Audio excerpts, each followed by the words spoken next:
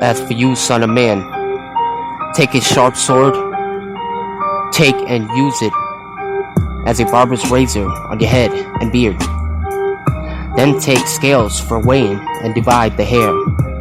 1/3 you shall burn in the fire at the center of the city when the days of the siege are completed. Then you shall take 1/3 and strike it with the sword all around the city, and 1/3 you shall scatter to the wind. And I will unsheathe a sword behind them. Take also a few in number from them, and bind them in the edges of your robes. Take again some of them, and throw them into the fire, and burn them in the fire. From it a fire was spread to all the house of Israel. Thus saith the Lord God, this is Jerusalem. I have set her at the center of the nations, with lands around her.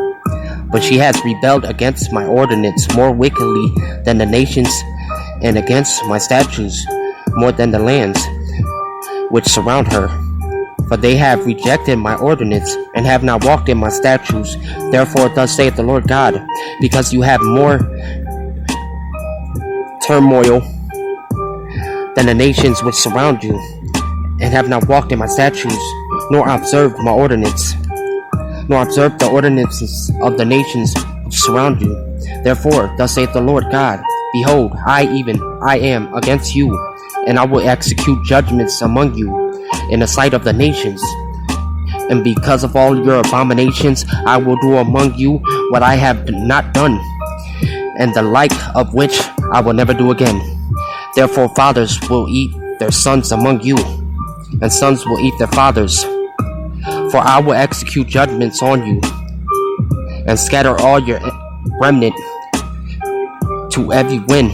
So as I live, declares the Lord God, surely because of you because you have defiled my sanctuary with all your detestable idols, and with all your abominations. Therefore I will also withdraw, and my eye will not have no pity, and I will not spare. 1/3 of you will die by plague, or be consumed by famine among you. 1/3 will fall by the sword around you, and 1/3 I will scatter to every wind. And I will unsheathe a sword behind them. Thus my anger will be spent, and I will satisfy my wrath on them, and I will be appeased.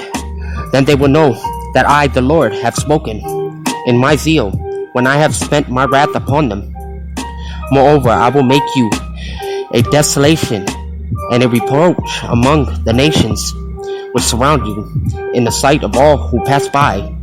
So it will be a reproach, a reviling, a warning, and an object of horror to the nations who surround you.